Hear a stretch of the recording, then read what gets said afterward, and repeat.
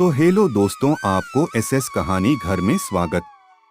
तो आज हम लोग दो दोस्तों के बारे में कहानी सुनेंगे। इस कहानी के नाम है परिश्रम के मूल्य। तो शुरू करते हैं कहानी को। मलय और राम बहुत अच्छे दोस्त थे। गांव के सभी लोग उनकी दोस्ती देखकर खुश थे। मलय बहुत धार्मिक था और राम बहुत मेहनती। दोनों ने मिलकर 1 बीघा जमीन खरीदी थी, इस इरादे से कि वे उस पर खेती करके अमीर बनेंगे। राम ने कहा, देखो मलय भाई, अगर हम ठीक से काम कर सकें तो हम बहुत अच्छी कमाई कर सकते हैं। हाँ, अगर ईश्वर की इच्छा होगी तो ऐसा अवश्य होगा। दोनों ने अपनी भावनाएं व्यक्त की। राम ने कड़ी मेहनत शुरू कर दी, जमीन साफ की, जंगल साफ किए, बीज बोए। और मलय ने बस ईश्वर से आशीर्वाद मांगा और सोचा, ईश्वर जो भी हमें नियंत्रित करता है वह करता है। ईश्वर के आशीर्वाद से सब कुछ संभव है। फिर दिन रात बीतते गए। जमीन हरी घास से भर गई। तब राम ने मलय से कहा, देखा मलाई, कितना अच्छा चारा आया है। हाँ, सब कुछ ईश्वर का आशीर्वाद है। मैं हर दिन ईश्वर को पुकारता हूँ। राम कुछ नहीं बोला और पूरी लगन से काम करता रहा। बहुत दिनों बाद अच्छी फसल हुई। दोनों बहुत खुश थे। अब सारी फसल बेचने का समय आ गया था। फसलें अच्छी कीमत पर बिक गईं, लेकिन अब समस्या पैसों के बंटवारे की थी। भाई राम, ईश्वर की इच्छा से हमें अच्छा मुनाफा हुआ है। अब मुनाफे का बंटवारा कर लेते हैं। देखो भाई, इस जमीन पर कटाई से लेकर बुआई तक सब मैंने ही किया है। तो मेहनत की भी अपनी कीमत होती है ना। तो मुनाफे में ज्यादा हिस्सा मुझे मिलना चाहिए, चाहे तुम कुछ भी कहो भाई। मैंने हमेशा ईश्वर से आशीर्वाद मांगा है। ईश्वर के आशीर्वाद के बिना हम लोग इतना कुछ कैसे हासिल कर पाते। मतलब मुझे और भी ज्यादा मिलना चाहिए। दोनों में बहस जारी रही। यह पहली बार था जब उनके बीच फसल के बंटवारे को लेकर झगड़ा शुरू हुआ था। दोनों गांव के मुखिया के पास गए।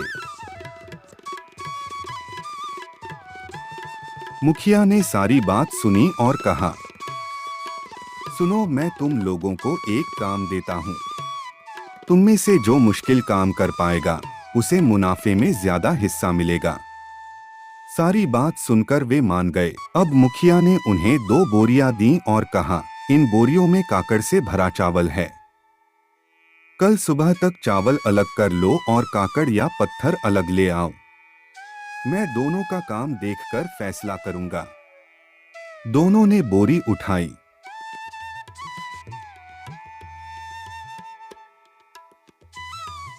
मलय ने उसे मंदिर में रख दिया। उसने मन ही मन सोचा, अगर भगवान दयालु होंगे तो सब ठीक हो जाएगा। लेकिन राम ने रात में लालटेन जलाई और चावल और कंकर अलग करने लगे। मलय ने बोरी भगवान के चरणों में रख दी और आराम से सो गया। सुबह हो चुकी थी और राम ने ककड़ से जितना संभव हो सके उतना चावल अलग कर लिया था और उसे मोरल के पास ले आया था। मुखिया थोड़ा मुस्कुराया और बोला, देखते हैं अब मलय क्या करते हैं, फिर हम निर्णय लेंगे। इस बीच भगवान पर भरोसा रखते हुए मलय अपनी नींद से जागता है, मंदिर से बोरी उठाता है और मुखिया के पास जाता है। मुखिया पूछता है, क्या तुमने चावल का पूरा थैला चुना? मलय जवाब देता है, मैंने सब भगवान पर छोड़ दिया है। यह सुनकर मोरोल कहता है, तुमने अपने हाथों का इस्तेमाल नहीं किया, तुमने सब भगवान पर छोड़ दिया। मैं भी देखता हूँ कि भगवान ने तुम्हारा काम ठीक से किया है या नहीं। बोरी खोलो। यह सुनकर उसने बोरी खोली और देखा कि वह अभी भी वैसी ही थी। तभी मोरोल बोला, भगवान ने हम सबको 2 हाथ और 2 पैर दिए हैं ताकि हम काम कर सकें और खा सकें। यह उनका सबसे अच्छा उपहार है।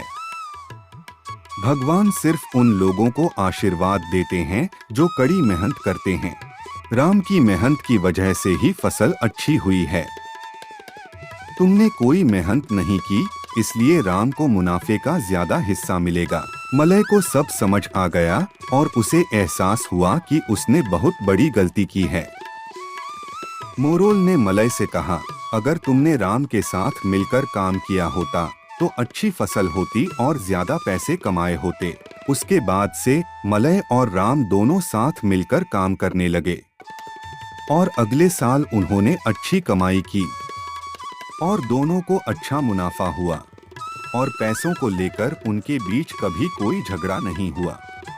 इस कहानी को सुनने के बाद हमें शिक्षा मिला कि अगर हम साथ मिलकर काम करें तो सभी काम आसान और ज्यादा फायदेमंद हो सकते हैं। तो दोस्तों, इस वीडियो को देखने के लिए शुक्रिया और ऐसे कहानी देखने के लिए SS कहानी घर को सब्सक्राइब कर ले। धन्यवाद।